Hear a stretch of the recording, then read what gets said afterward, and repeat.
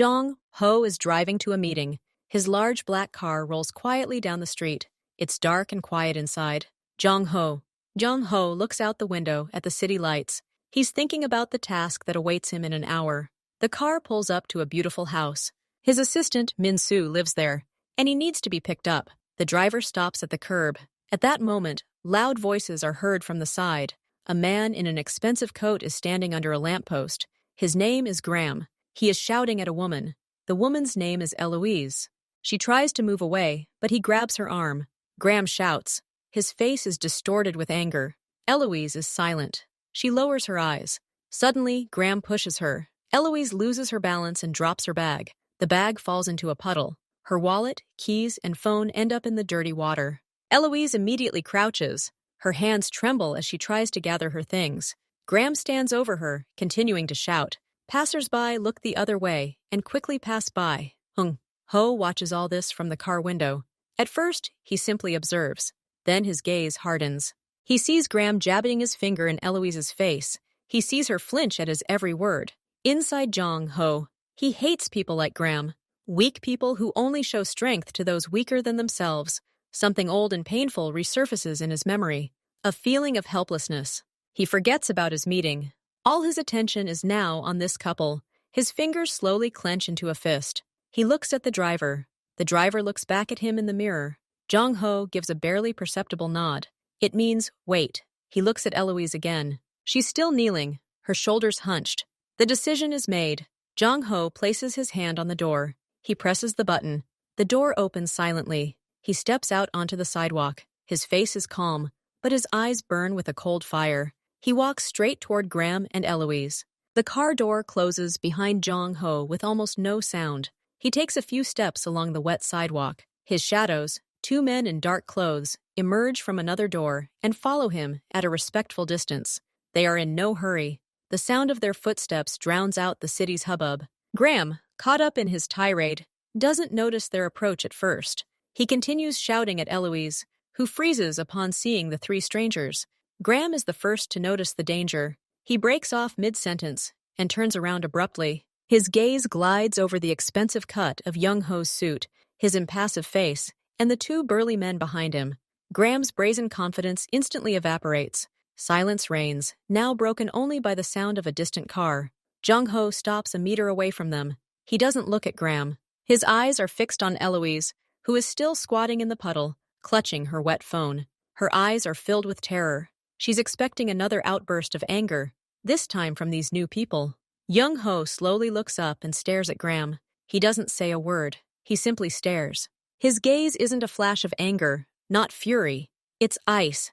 It's a bottomless, calm coldness that makes Graham cringe inside. Graham tries to save face. He squares his shoulders and steps forward to shield Eloise. It's none of your business, he says, but his voice is weaker than it was a moment ago. Go away! Jong Ho doesn't react to the words. He doesn't move. He continues to look at Graham as if he's examining something uninteresting and slightly unpleasant. One of Jong Ho's men, standing to the left, makes a barely perceptible movement. That's enough. Graham instinctively takes a step back. His confidence cracks and crumbles. He realizes that he doesn't make the rules here. Jong Ho turns his gaze back to Eloise. He tilts his head, his gaze softening. He sees more than just fear. He sees deep humiliation, shame, fatigue. He recognizes this mixture of emotions. Eloise looks up and meets his gaze. She expects mockery, contempt, but she sees something else. She sees a quiet, silent assessment of the situation. She sees understanding. Not pity, but understanding. As if this stranger had read her entire history for the past few years with a single glance. This gaze lasts only 3 seconds, but for Eloise, it stretches for an eternity. For the first time in a long time, someone looks at her not as a problem or property, but as a person. She can't bear that gaze and lowers her eyes, but a strange, aching relief has already settled in her chest. Jong Ho straightens up. He finally speaks. His voice is quiet, low, and completely even. He doesn't raise his voice. He's not addressing Graham, but one of his men standing closer to Eloise. Min-soo, Jong Ho says. Help her up. A man named Min-soo immediately steps forward. He doesn't grab Eloise, but simply gently offers her his hand. Eloise, after a moment of hesitation, accepts his help and rises to her feet. Her legs tremble slightly. Young-ho looks at Min-soo. Escort her home. Make sure she gets there safely, and that the door closes behind her, he says. There's no room for questions in his words. It's an order. Then he addresses Graham directly for the first time. He turns his head towards him. You should leave, Young-ho says in the same even, dispassionate tone. Now! Graham opens his mouth to speak, searching for the last of his dignity. But his gaze meets Jung-ho's again, then slides to Min-soo, who waits calmly, and then to the second man. All three look at him with the same indifference. It's worse than anger. It's a complete lack of fear of him. Graham mumbles something unintelligible, turns sharply and practically runs down the sidewalk without looking back. Young-ho watches him disappear around the corner. Then he nods to Min-soo. Min-soo takes Eloise's bag, carefully wipes it on his sleeve, and hands it to her. Come on, he says to Eloise gently but firmly. I'll walk you home. Eloise glances in confusion between Min-soo, who has taken a few steps away and is waiting for her and Young-ho. She wants to say something, thank you, or who are you, or why, but the words stick in her throat. Jung-ho meets her gaze and nods almost imperceptibly, almost invisibly. It's a nod that means, go ahead, everything is fine. Then he turns and walks back to his car. He doesn't look back. His work here is done. He climbs into the back seat. The driver starts the engine. The car moves smoothly. Jung-ho looks out the window, but can no longer see the city lights. A picture flashes before his eyes. A woman kneeling in a puddle, her hands shaking, her eyes filled with shame. And above her, the figure of a man screaming in his own weakness. Eloise enters her apartment.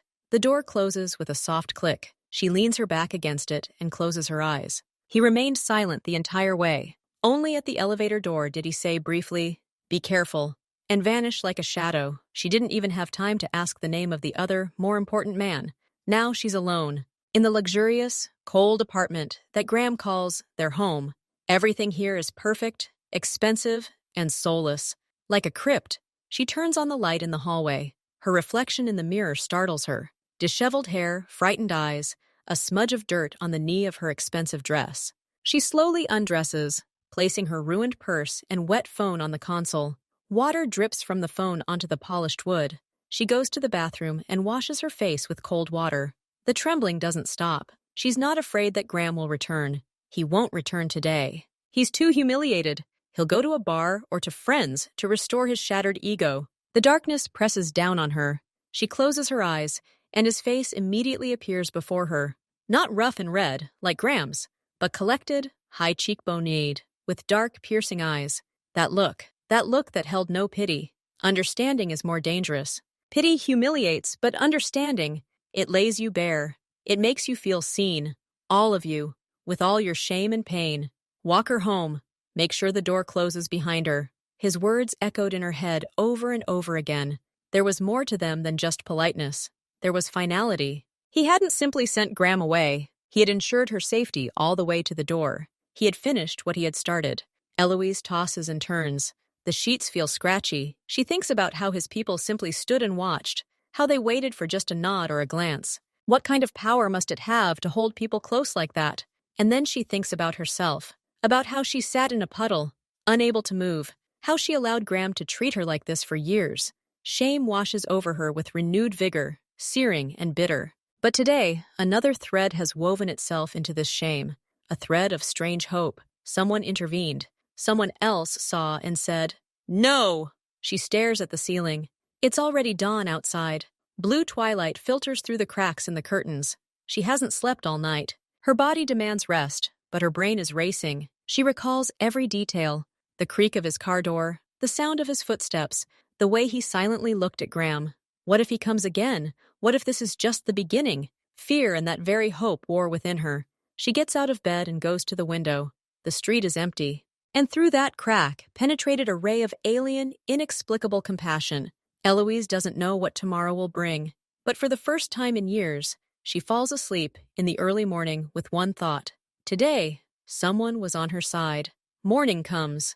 Eloise sits in the kitchen with a cup of iced tea. She's still wearing her robe. Her hands are shaking slightly. She's waiting for the door to open and Graham to walk in, waiting for a scene, screams, accusations that she embarrassed him in front of strangers. But the door doesn't open. The apartment is quiet. The ringing of the phone makes her jump. It's not Graham. It's a flower delivery service. A huge bouquet of roses. The card is signed with Graham's name. It says the standard, "Sorry, darling." This is his method. An insult, then a gift. The cycle repeats for years. Eloise places the vase of flowers in the far corner. They seem artificial, dead. She looks at them and feels nothing but nausea. Around noon, the intercom rings. Her heart skips a beat. She goes to the panel, but doesn't speak. A calm male voice answers the phone. "Mrs. Eloise? This is Min-soo. I was here last night. I need to tell you something. Just for a minute." Eloise hesitates. Fear tells her to refuse, but curiosity and some inexplicable hope are stronger. She silently presses the button to open the entrance door. A few minutes later, there's a quiet knock on the apartment door. She opens it, leaving the chain on. Min-soo stands on the threshold. He's alone. He's wearing a simple dark jacket and trousers. He's holding no flowers, no packages, just a small white envelope. "I won't be coming in," he says politely. "I've been instructed to give you this." He carefully slides the envelope through the gap between the door and the frame. Eloise takes it. "What is it?" she asks quietly. "A phone number," Min-soo explains. "Just this number. If you need help again, if you feel like you can't cope, anytime." He looks at her carefully, but without pressure. He wants you to know. The choice is always yours. You just have to call. "Why would he do that?" Eloise blurts out. "I don't know him. He doesn't know me." Min-soo smiles almost imperceptibly at the corners of his lips. "He knows enough. Sometimes one look is enough. Please think about it. And take care of yourself." He nods and turns away. His footsteps fade quietly down the hallway.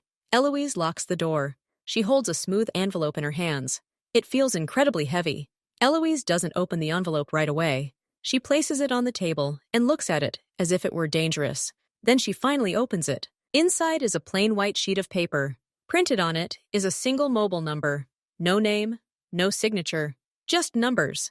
She takes the piece of paper. Her fingers squeeze it so tightly that the paper crumples. "Help. Anytime." It sounds like a fairy tale, like a trap. Thoughts swirl in my head. What if this man, Jung Ho, is just like Graham, only stronger and smarter? What if he wants something in return? What if this is the beginning of something worse? The world doesn't give gifts for free, especially not ones like power and protection. She thinks about Graham. If he finds out about this envelope, this number, his rage will know no bounds. Her life will turn into a living nightmare. Now she has at least some predictability. The cycle. Screaming, apologies, a brief lull. And here, complete uncertainty. Fear wins. Fear of the future, of her husband's wrath, of the stranger's intentions. She takes a lighter, goes to the sink, and lights a corner of the sheet of paper. The paper bursts into flames and quickly burns away. She washes the ashes away with water. The number hasn't stuck in her head. Now she's safe. She made the right choice. She rejected a dangerous offer. She can handle this on her own, just like she's done all these years. But why then does her soul feel so empty? Why is the feeling of relief mixed with bitter disappointment? She's alone again, just like before. Jung Ho sits in his office. It's a spacious room with a large window. He's looking through documents, but his thoughts are elsewhere. In front of him lies the brief report Min-soo compiled. Very brief. Eloise, age, origin, marriage to Graham.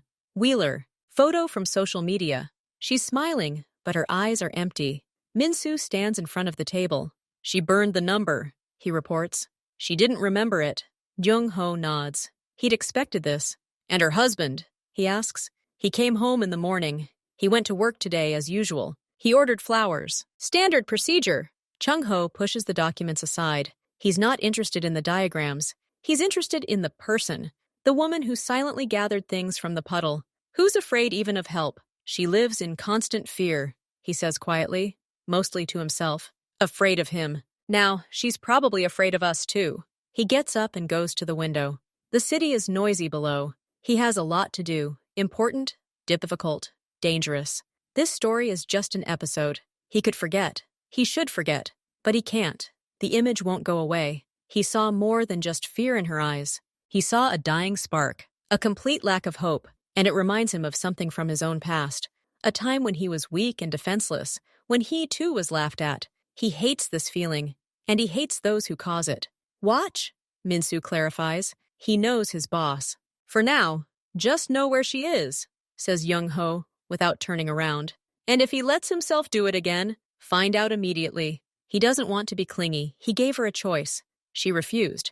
But he can't just brush it aside. He feels responsible. He intervened and destroyed the delicate balance of her hell. Now he has to make sure she doesn't get any worse. 3 days pass. Eloise tries to live her life as usual. She goes to the store, does chores around the house. Graham is being deliberately polite. He doesn't yell. But this politeness is icy intense. He's waiting for an excuse. She feels it every time he looks at her. It's like walking on thin ice. She goes out to the park. It's her habit when it becomes unbearable at home. She sits on a bench under a large tree and simply watches the children playing, the passers-by. Here she feels a little freer. The park is almost empty today. Rain is approaching. She's about to leave when she notices a familiar figure. He's walking slowly down the alley, alone. Dark suit, calm gait. Young-ho. She freezes. Instinct tells her to get up and leave quickly, but her legs won't obey. He's already noticed her. Their eyes meet. He doesn't smile. He simply changes direction slightly and approaches her bench. "May I?" he asks quietly, gesturing to the empty seat next to him. Eloise nods silently, her heart pounding somewhere in her throat. He sits down, leaving almost a meter between them. Scary. He says it so simply, so matter-of-factly, that her tension eases a little. "Why did you do it?" She gathers the courage to ask. "Why do you care?" Young-ho slowly turns his head and looks at her. "Because I cared at that moment," he says honestly. "And now I can't pretend it didn't happen. I saw his face. I saw yours. That's enough." It begins to drizzle. Large, sparse drop fall onto the asphalt. He's not always like this," Eloise says automatically, defending herself with a familiar lie. "No need," Young-ho interrupts her gently. "You don't need to say that. Not to me." These words break down some wall inside her. She is silent, looking at her hands. "I just needed time, to get things right," she whispers. "How much time have you had?" he asks, not rudely, but with genuine interest. Eloise closes her eyes. 3 years, she admits quietly. It's the first time she's said this out loud to anyone. The rain intensifies. Jong-ho looks at the darkening sky. "I have a place," he says, "outside the city. A house. It's safe. There are people there who keep order. You can just live there. A week, a month, as long as you need. To think, to catch your breath, without screaming. Without fear." Eloise looks at him, her eyes wide. "Are you asking me to leave with you?" Her voice trembled. "I'm offering you a choice," he corrects. "I'm offering you temporary refuge. Just you. You'll be there alone. My men will guard the house, but inside, it will be just you." They sit under a spreading tree, which provides them with brief shelter. "I don't know you," says Eloise. "And I don't know you," agrees Chung-ho. "But I've seen enough to know that you're in pain. And you've seen enough to know that I won't hurt you myself. Sometimes that's enough." He doesn't push. He just waits. He offered. Now it's her turn. Eloise thinks about the apartment, about Graham's icy politeness, about the bouquet of roses already beginning to wilt in the corner, about the endless days of fear and humiliation. She thinks about what she's losing. But what is she really losing? A prison with expensive furniture? She turns, looks at the empty park, at her old world. Then she leans over and gets into the car. The door closes. The sound is dull and final. Young-ho gets in next to her. He doesn't look at her. He looks ahead. "Let's go," he says to the driver. The car starts smoothly and pulls out of the park. Rain patters on the roof. Eloise clasps her hands in her lap. She doesn't know where they're taking her. She doesn't know what tomorrow will bring. But for the first time in years, she feels more than just fear. She feels like she's taken control of her life. At least for this trip. The car drives for a long time. First, through bustling city streets, then along a wide road. And finally, it turns onto a quiet country road. Eloise is silent the entire way. She looks out the window at the forests and fields passing by. Young-ho doesn't speak either. He occasionally checks his phone, but mostly he stares ahead. The cabin is quiet, only the sound of the engine and the rain outside. An hour later, the car slows and turns onto a narrow paved road that leads deep into the forest. The road climbs. After a few minutes, the trees part. A house appears before them. It's not a huge palace, but a large, solidly built villa of dark stone and wood. It has a sloping roof and wide terraces. Around the house is a well-kept garden, and beyond, a dense wall of forest. Wrought iron gates open automatically in front of the car and close quietly behind it. The car stops at the main entrance. Minsu gets out and opens the door for Eloise. She steps out and looks around. The air here smells of pine needles and wet earth. It's very quiet. The only sound is the dripping of water from the roof after the rain. Chung-ho follows. "It's all here," he says, gesturing toward the house. The house and the garden. Beyond the fence is the forest and the guards. Inside the house, there's only you. The door of the house opens. An elderly woman in a simple dark dress appears on the threshold. She bows silently. "This is Mrs. Kim," Jong-ho introduces her. "She's looking after the house." The car turns around and drives back to the gate. Eloise is left alone on the threshold. Only now does she realize how much her knees are shaking. Mrs. Kim shows Eloise inside. The house is spacious and bright. The furniture is wooden and comfortable. There are many windows overlooking the garden. Everything is very clean and cozy. There is no pretentious luxury here, like in Graham's apartment. There is peace here. Mrs. Kim shows her to the bedroom on the second floor. It's large, with a private bathroom and a balcony overlooking the forest. Simple but soft clothes, pants, sweaters, all in her size, are folded on the bed. "Dinner will be in an hour," Mrs. Kim says quietly, and leaves, closing the door behind her. Eloise is left alone. She goes to the window and looks out into the forest. Nothing happens. No screams, no slamming doors, no footsteps behind the wall. Only silence. She sits down on the bed. The soft mattress sags. She lies on her back and looks at the ceiling. Her insides are clenched into a tight ball of anticipation. She's waiting for something to happen. For Graham to burst in screaming. For Jung-ho to return and demand something in return. For security to burst into the room. But nothing happens. An hour passes. 2. She gets up and slowly looks around the house. Downstairs, there's a large living room with a fireplace and shelves of books. There's a kitchen where Mrs. Kim is cooking something that smells of herbs. There's a dining room. All the doors are open. No one is watching her. She goes out into the garden. The air is cool and fresh. She follows the path all the way to the fence. Beyond the fence, among the trees, she sees a man in a dark jacket. He stands with his back to the house and looks into the forest. He doesn't turn around. She understands. There's security. But she doesn't feel watched. She feels protected. Returning home, she notices the lump inside her slowly relaxing. The muscles in her back and shoulders, constantly tense, ache with an unusual weakness. She eats the light lunch Mrs. Kim prepared. The food is simple and delicious. No one asks her to speak. After lunch, she goes back up to her room. She takes a long shower. The water is hot, the pressure strong. Then she puts on a soft robe and lies down on the bed again. And then a wave of fatigue washes over her. Not just drowsiness, a deep skeletal fatigue that has been building for years. Fatigue from constant vigilance, from fear, from the need to be on guard every second. She doesn't intend to sleep. She simply closes her eyes for a moment, but her eyelids grow heavy. Her breathing evens out. Her body, finally feeling safe, switches off. She falls into a deep, dreamless sleep in the middle of the day. For the first time in years, her sleep is uninterrupted by a single sound. Meanwhile, in the city, Graham returns home early. He's in a bad mood. He's had problems at work. He wants to take his anger out on Eloise, but the house is quiet. He calls her. No one answers. At first he thinks she's at the store, but an hour passes, then another. He calls her phone. It's turned off. He starts to get really angry. He calls her friends, who are few. No one knows anything. By evening, his anger gives way to anxiety, and then panic. Where could she have gone? She has no money, no car, no close friends, and then he remembers.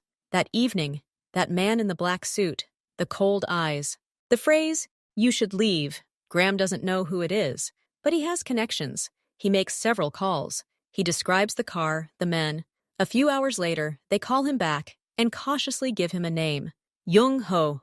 And they add, a very influential man. Best not to get involved. But Graham is beside himself. His property has fled. He's been humiliated. He can't come to terms with it. He gets a tip. Jung-ho might have a house outside the city. The next morning, Graham takes his car and drives. He finds this road in the forest. He sees a high fence and a metal gate. He stops in front of them and honks the horn. Long and insistent. A minute later, a man in a dark jacket emerges from a small gate next to the entrance. It's not Minsu, but one of the guards. He approaches the car. His face is expressionless. "Do you need something?" the guard asks.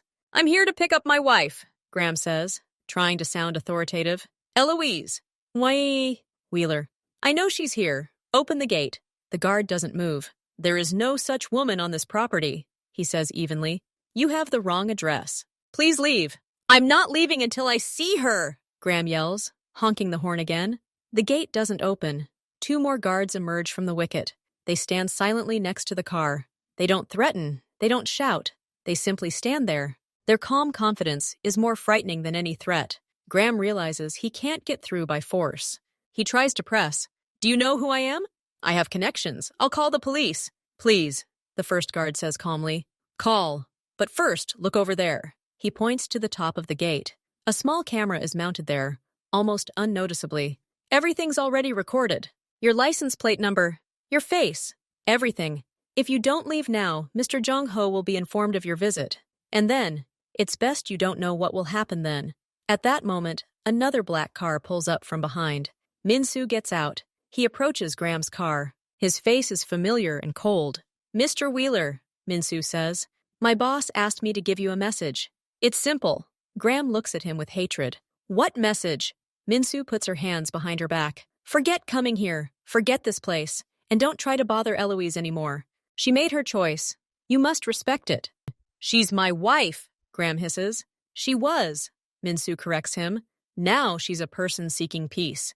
If you show up here again, or try to find her, or disturb her in any way, the consequences will be grave. For your work, for your reputation, for your comfort. You will lose everything you hold dear. This is not a threat. It's a fact. Min-soo pauses to let the words sink in. You're leaving now, and you won't be coming back. This is your last chance to leave gracefully, or at least somehow. He steps away from the car and nods to the guards. They open the gates, but not to let Graham in.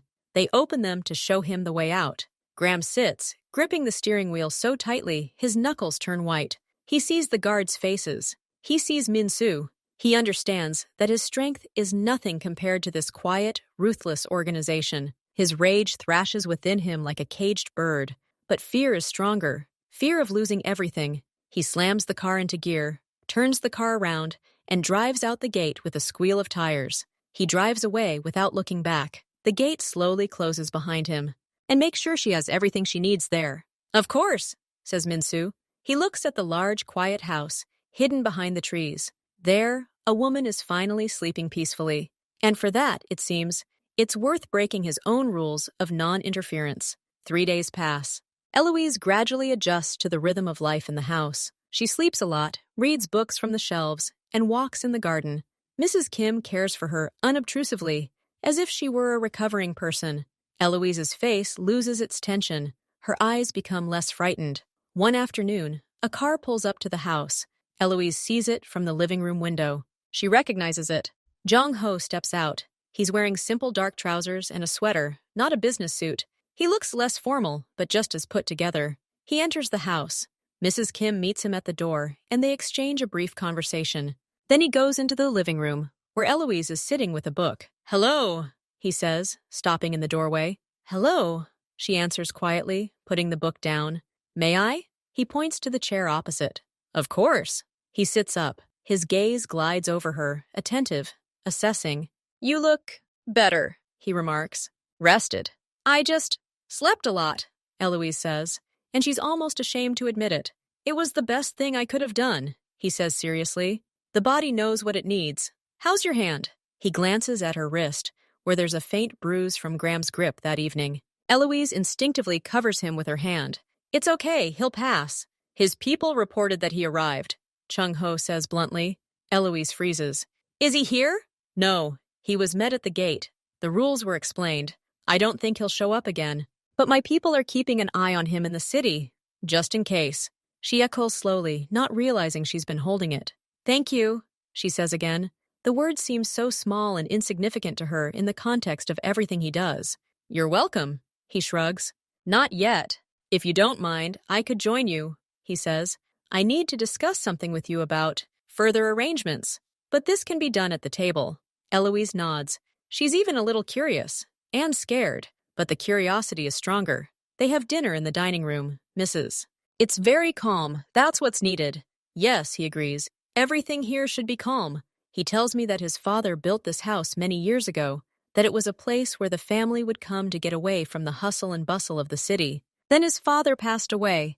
The business was taken over by Chung Ho, and the house stood empty for a long time. Sometimes I would come here alone. To think, it's easy to think here, he says. Are you often alone? Eloise asks, and is immediately afraid that this is too personal a question, but he doesn't take offense. Almost always, he answers simply. In my situation, there are almost no real conversations. It's always a game, calculation, duty, even with close people. It's been like this since childhood. Since childhood? She asks again. He puts down his chopsticks and drinks water. My father was a strict man. He prepared me for the life I lead now.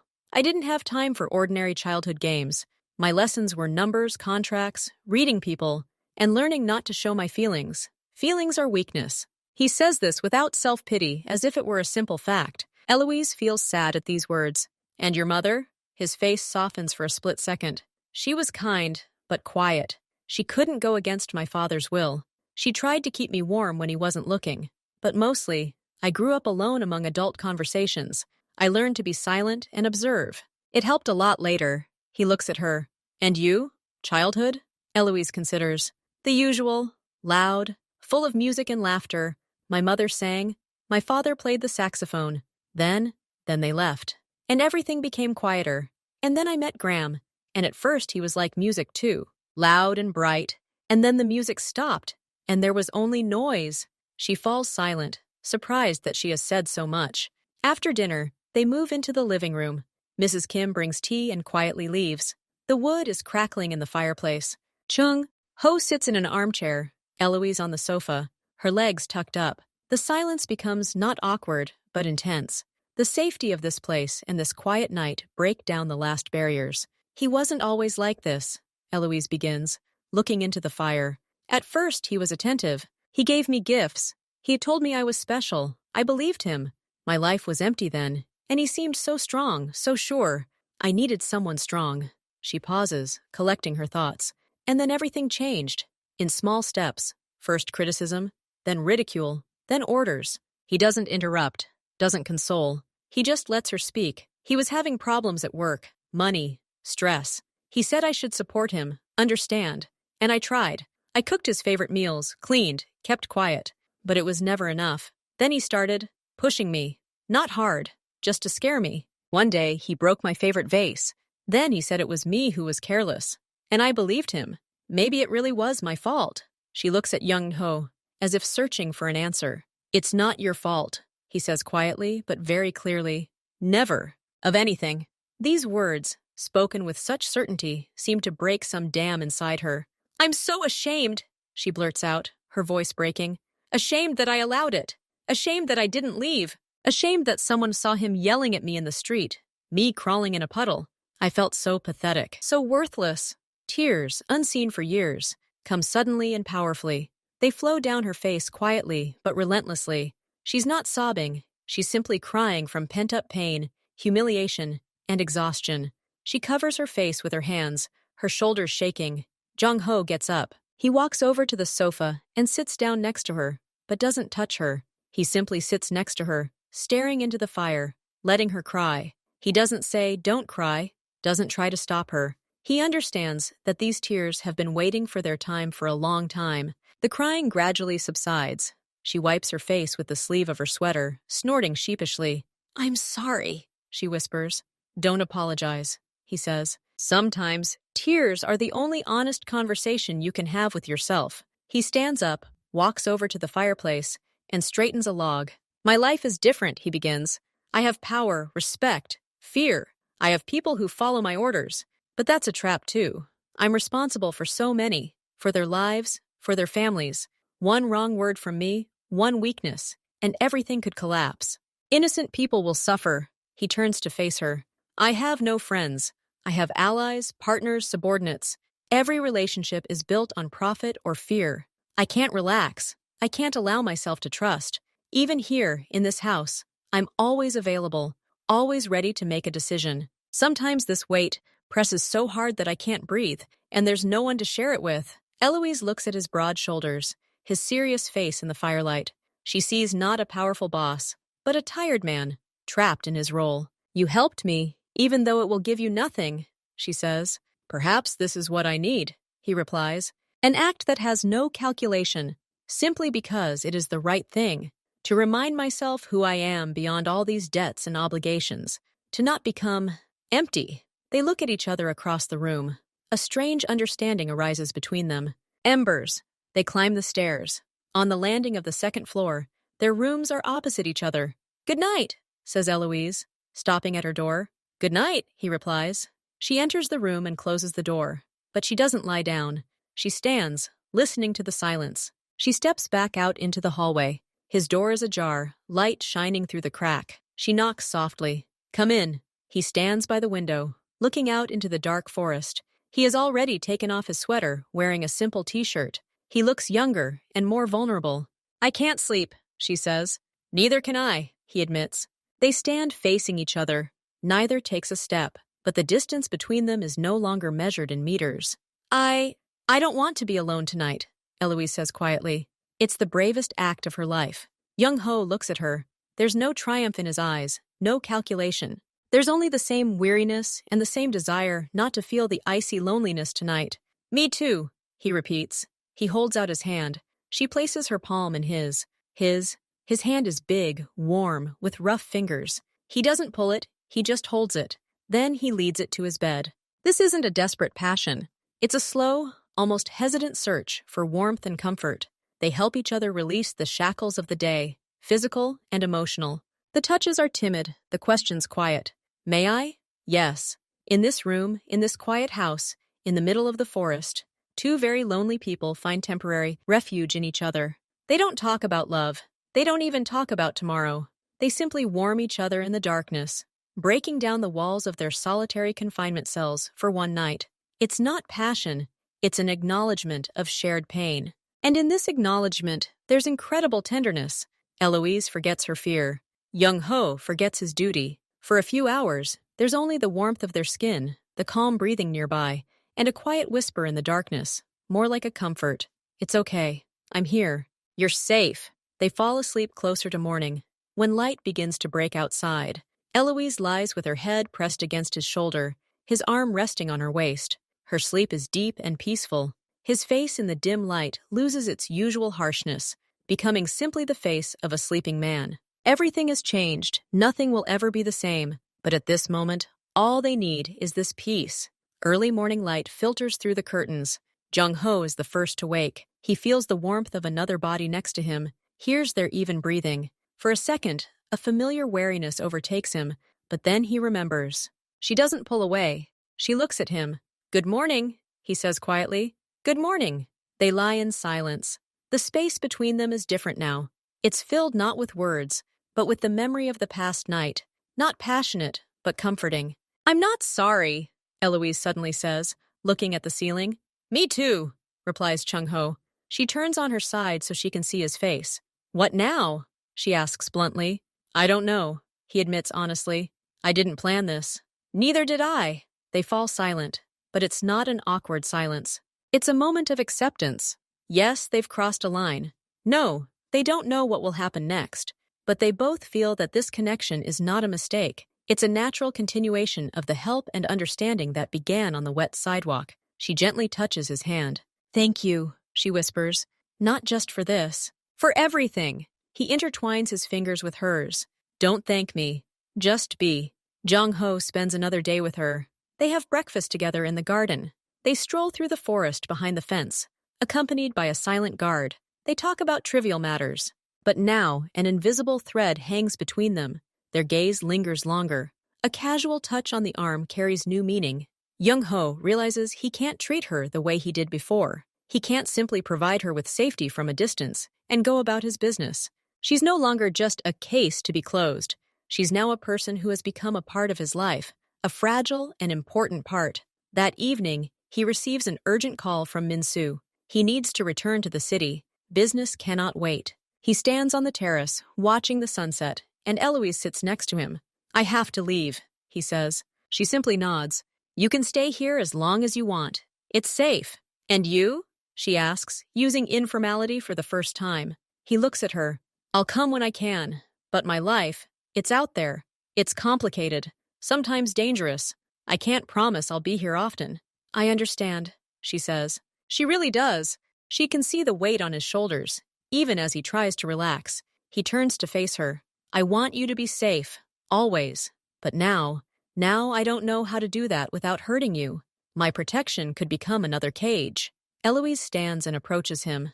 You gave me space to breathe. More than anyone. I'm not afraid of your cage. I'm afraid of losing this feeling that someone cares about me. He hugs her. It's not a passionate embrace, but firm, protective. I care about you. I know that for sure. But what next? I don't know. Give me time to think. We have time, she says, clinging to him. Eloise spends another week at the villa, but thoughts of the city won't leave her. She can't hide forever. She has things and documents there, and most importantly, unfinished business with Graham. She doesn't want their connection to hang in the air. She wants to break it off officially, forever. One day, when Young-ho comes over for the weekend, she tells him of her decision. I need to go back, for a little while, to get my things, to talk to him and finish everything. I can't hide forever. I want to start my own life, not keep running away from the old one. Young-ho frowns. It's dangerous. He might try something. I know, but I can't let my fear of him control me for the rest of my life. I have to do this. For myself. He sees a new firmness in her eyes. This is not the confused woman from the sidewalk. This is a person who has found strength. Okay, he says after a long pause, but only by my rules. Min-soo will be with you every second. You will not be alone with him for a minute. You take only the bare essentials, and you return here immediately, agreed? Agreed. She's grateful to him for this strictness. She needs these boundaries, this support. In 2 days, Eloise and Min-soo are going into town. Min-soo calls Graham in advance and arranges a meeting at a neutral location, a cafe in the city center, somewhere crowded. Graham, hearing Min-soo's voice, doesn't argue. He agrees. Eloise is nervous. Her palms are sweating, but when she sees Graham sitting at the table, something strange happens to her. She doesn't feel fear. She feels pity. He looks older, irritated. His feigned confidence doesn't hide his weakness. Min-soo sits down at the next table, within earshot, but doesn't interrupt. Eloise comes over and sits down across from Graham. Finally, he says with a fake smile, are you done with your vacation? Time to go home. Eloise looks him straight in the eyes. I'm not going home, Graham. I came to collect my documents and personal belongings, and to tell you that it's over. His face distorts. Are you kidding? Because of some argument? I apologized. I sent flowers. It's not about flowers, Eloise says calmly. Her calm angers him even more. It's about the years, about the screams, about the humiliation, about the fear. I don't want to live like this anymore. I'm leaving. Graham lowers his voice to an angry whisper. You think your new friend will coddle you forever? He'll abandon you as soon as he's had enough, and then you'll be left with nothing. And crawling back. Maybe, Eloise says, but it will be my choice, and my mistake, not your prison. She feels her words gain power. She speaks not out of fear, but out of confidence. I'll pick up my things today. You'll leave my documents on the table in the hallway, and you will not look for me, call me, or bother me anymore. If you do this, she nods toward Min-soo, his people will know, and that will be your last mistake. Graham looks at Min-soo, calmly drinking coffee, sees that impenetrable wall again. He clenches his fists, but knows he's lost. Take your things and get out, he hisses. I don't need you anymore. Eloise stands up. She feels neither joy nor triumph, only immense relief. Goodbye, Graham. She leaves the cafe with Min-soo. Outside, she takes a deep breath. While Eloise packs her apartment under Min-soo's watchful eye, Young-ho is confronted in his office with the consequences of his meddling. One of his old partners, a man named Jin-woo, comes to see him. The conversation is tense. You've become unpredictable, Jung-ho, Jin-woo says. Personal matters are interfering with business. You abandoned the meeting that evening. Then you started a war with some small businessman named Wheeler over a woman. It creates noise. Noise attracts unwanted attention. I've dealt with Wheeler. There will be no more noise, Jung-ho replies coldly. But your attention is divided, Jin-woo insists. You used to be like a rock. Now you have a weakness. It can be used against you. Our common cause requires your full concentration. And you're playing the knight. Young-ho understands that Jin-woo is right. His world is built on power and control. Showing weakness, caring for someone outside of his control, is a risk. His enemies, or even his allies, might see Eloise as leverage. I'm in control, says Jung-ho, but his voice is steely. Control it, Jin-woo stands up, or the consequences won't just affect you. We're all connected. After he leaves, Jong-ho sits in silence for a long time. He looks at his father's photograph on the table. His father would never let personal feelings jeopardize the business. Jong-ho always followed this rule.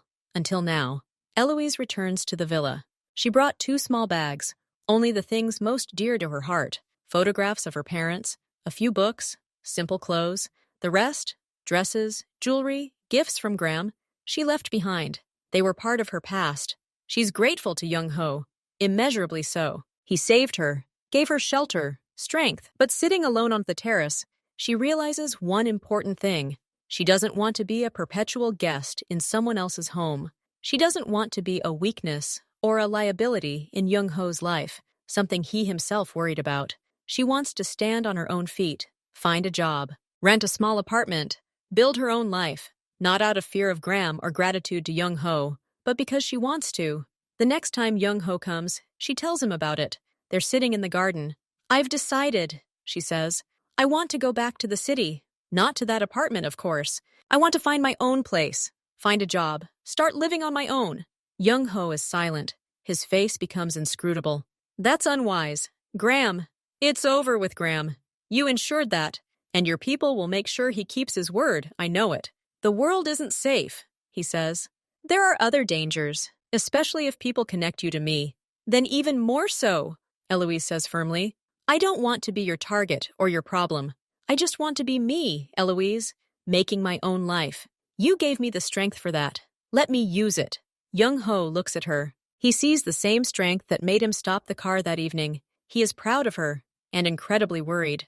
You're asking me to let you go into a world I know better than you, and I know how cruel it is. I'm not asking you to let me go. I'm asking you to give me a chance to try. I'll be careful, but I have to do it. He knows he can't keep her.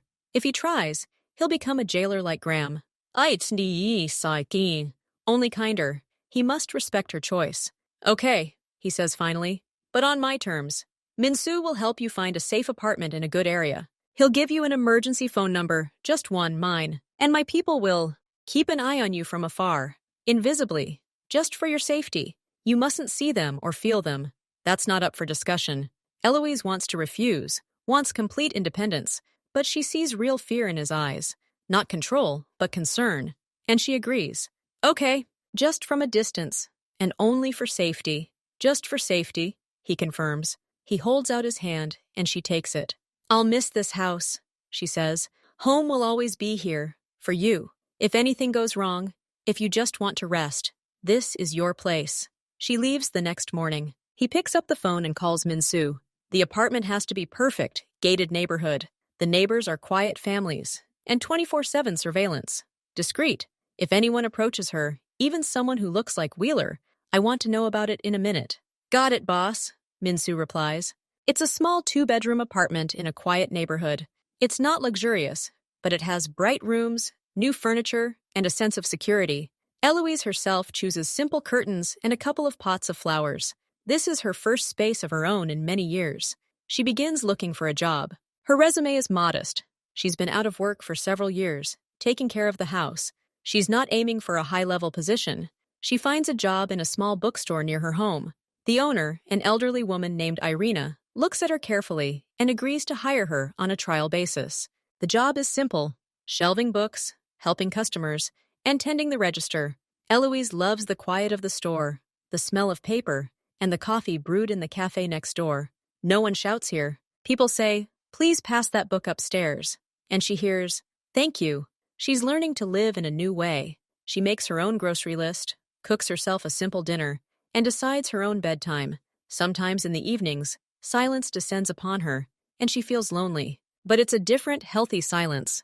It's not the silence of fear, but the silence of peace. She receives her first paycheck. It's small, but it's hers. She puts the money in an envelope and stares at it for a long time. Then she goes and buys herself a warm blanket and a beautiful mug. These are her first purchases for her home. Little by little, her life takes shape. Morning, work at the store. Afternoon, a walk in the park or a trip to the store. Evening, reading or watching a movie. It's simple. It's normal. It's what she dreamed of, sitting in Graham's big, empty apartment. Chung-ho keeps his word. He doesn't call or come, but his protection works invisibly. The bookstore owner, Irina, receives a visit from Min-soo one day. He politely explains that Eloise is under the protection of an important man and asks her to report any unwanted men to her shop or any problems she may have. Irina, a wise woman, simply nods. In Eloise's basement, they install a small camera at the entrance, disguised as a light sensor. Its recordings are sent to the security guards. No one watches her windows. No one reads her emails. The guards simply know who comes and goes. Sometimes Eloise feels it. She'll leave the house and see someone on the street staring too long into an empty storefront window. Or she'll see the same car parked far from her house for days on end. But these people never approach her or look directly at her. They're just there. And strangely enough, it doesn't scare her. It gives her a sense of security.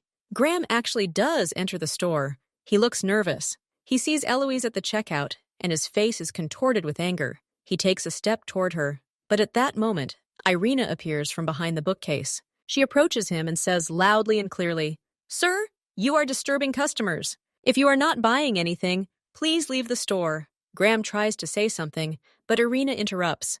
"I'll call security." And she already has a phone in her hand. Graham gives Eloise one last angry look and leaves. Irina calmly returns to her work. That evening, she tells Eloise, "If that man comes again, tell me right away." Eloise understands that this isn't just her employer's concern. It's part of Young-ho's security system, and she's grateful again. 3 months pass. Late autumn arrives. The city turns gray and cold. Eloise has already gotten used to her new life. Sometimes she thinks about Young-ho. Often. But she doesn't call the special number Min-soo gave her. She wants to prove to herself that she can handle it on her own. One day after work, she decides to stop by a large supermarket for groceries. She wanders the shelves, choosing yogurt, bread, and fruit. She's lost in her thoughts. At the end of a long alley lined with tea and coffee, she sees a familiar figure. He's standing, studying the label on a can of coffee. He's wearing a dark coat and a scarf. It's Jung-ho. Her heart skips a beat. She hadn't expected this. She'd thought he was somewhere far away, busy with his own important affairs. He looks up, and their eyes meet across the room. He, too, looks surprised. No, not surprised. More like tense. As if he knew she might be here. He slowly places the can back on the shelf and walks towards her. People with carts circle around him. "Eloise," he says, stopping in front of her. "Young-ho." She doesn't know what else to say. "Are you shopping?" "No," he answers honestly. "I was at a meeting nearby. I decided to stop by. Min-soo said you often shop here on Tuesdays." He says it directly. He doesn't pretend it's a coincidence. Eloise understands he was looking for this meeting, and for some reason, she's glad about it. "How are you?" he asks. His gaze studies her face carefully. "Good. I'm working. I'm living. Everything is fine." "I know," he says quietly. "They're reporting to me." They stand among the brightly lit shelves of food, and ordinary life bustles around them. But for both of them, the world narrows to this space between them. "Do you want to go get coffee?" he asks hesitantly. It's an unusual weakness for him to ask permission. "If you have time." She has time. She has all the time in the world for him. "Yes," she says. "I want to." They go to a small cafe across the street from the supermarket. They sit by the window and order 2 coffees. An awkward pause follows. They talked so much in the house in the woods, but here in the city, everything is different. "I'm sorry I came so unexpectedly," Jung-ho begins. "I just wanted to make sure you were really okay, with my own eyes." "I'm okay, thank you. And thank you for Irina, and for everything else." He nods. "Was it Graham at the store a month ago?" he asks. "You know, I was informed. I wanted to intervene, but Irina handled it. You handled it yourself. You didn't even call. I didn't want to bother you. You said only in emergencies." "His visit is an emergency," he says sternly, but there is no anger in his eyes, only concern. Eloise takes her cup. Her hand is shaking. "I thought about you. Often. And I thought about you," he answers quickly. "Every day. It's difficult. I'm used to controlling everything. And with you, I can't control my thoughts. And that scares me." She looks at him. "I'm afraid too." "Of what?" "That this connection, that it only exists there, in that house, far from reality. That here, in the city, everything will be different. That you'll realize you made a mistake." He reaches across the table and gently touches her fingers. "It's not a mistake. It's the only thing that's truly been right in recent years. For both me and you, I think. But our reality, it's different. My life is danger, debt, shadows. You build yours on the light, on simple things. I don't want my shadows to cover you. Eloise intertwines her fingers with his. Your shadows have already been in my life, and it was you who brought me into the light. I am not afraid of your reality. I'm afraid that we will live parallel lives but never intersect, that we will miss something important because of fear. He falls silent. He drinks his coffee, which has now grown cold. I can't offer you an ordinary life. Weekend dates, quiet evenings, my job. It demands everything, and it's dangerous. And I can't offer you carefree living, Eloise says. I have my fears, my wounds, but I also have the strength you gave me. Maybe we don't have to offer each other the perfect life. Maybe we can just be there, as much as possible. Support each other. He looks at their joined hands. I don't know how to just be there. I'm either completely in control or completely out of reach. With you, I'm trying to learn something in between. It's very difficult. I know, she says. For me, too. I'm learning to be independent, and at the same time, to admit that I need your support. I need you. They speak quietly, but their words ring loudly in the silence of the cafe. They're not confessing their love. That word is too big and overwhelming for them right now. They're confessing their need for each other, that their strange, complex connection has become a very real part of their lives. What are we going to do? Eloise asks. I don't know, Young-ho says honestly again, but I know I don't want to lose you, and I don't want you to end up in a puddle on the sidewalk again. Ever. They leave the cafe. It's already dark. The city is ablaze with lights. I'll walk you out, says Young-ho.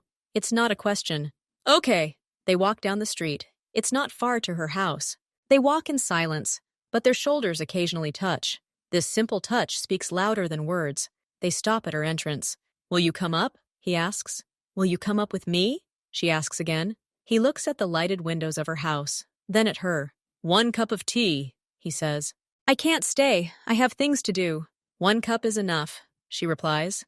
They take the elevator up. Her small apartment smells of apples and fresh linen. She turns on the light. Her home is simple but cozy. She shows him. Here's the kitchen. Here's the living room. Here's the view from the window. He stands in the middle of the room, looking a little out of place in his expensive coat. But he's here. I like it, he says. Your character shines through here. She makes tea. They sit on the small sofa. They drink in silence. Then he puts the cup down and turns to her. I can't promise you stability. I can't promise I'll always be there. My life is constant negotiations, threats, departures. Sometimes I'll disappear. Sometimes I won't be able to call. It's hard to accept. She puts down her cup. But I can't promise that I won't be afraid, that I'll learn to trust completely right away, that my old wounds won't sometimes hurt, and I'll need to be alone. That's hard too. He nods. So we're starting with the hard stuff, but we're starting, she says. Not from scratch.